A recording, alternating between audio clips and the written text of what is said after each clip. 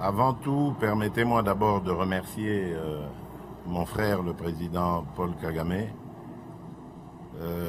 pour les condoléances qu'il m'a adressées à la suite de la perte d'être cher cette semaine.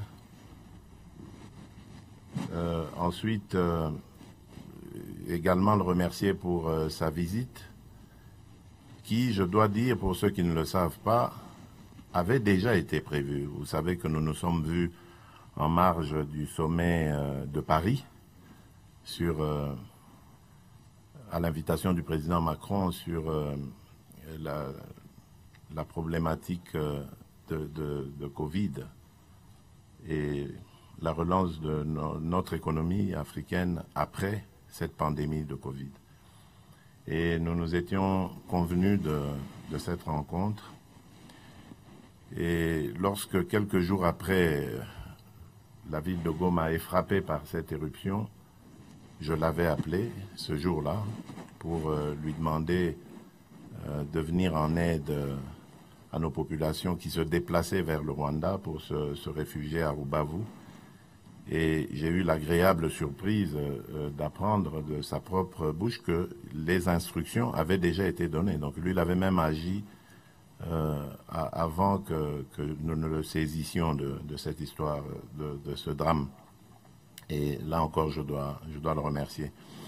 Je donne cette anecdote justement pour montrer la fraternité qui existe et qui doit continuer d'exister entre nos deux pays et nos deux peuples.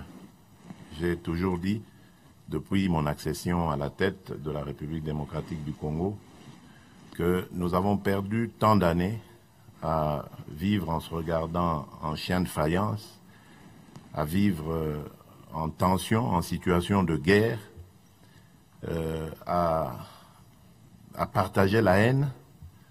Et maintenant, ça suffit. Il est temps d'expérimenter l'autre côté, le partage de la paix, de l'amour, et j'ajouterai des échanges fraternels, économiques entre nos deux pays. Et vous voyez que lorsque nous passons à ce second aspect d'échange, de fraternité, d'amour, ce que nous sommes capables de produire, vous l'avez vu par la signature de ces accords, et qui, je dirais à la suite du président Paul Kagame, ne s'arrêteront pas là, continueront. Ce n'est qu'un commencement, ne sont qu'un commencement.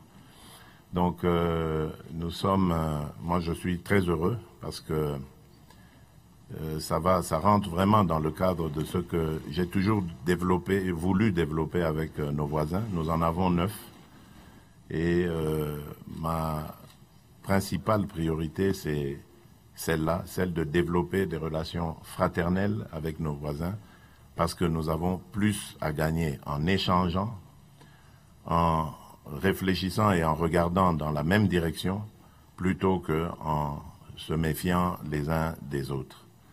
Voilà ce que je peux dire en substance à votre question, et je vous remercie.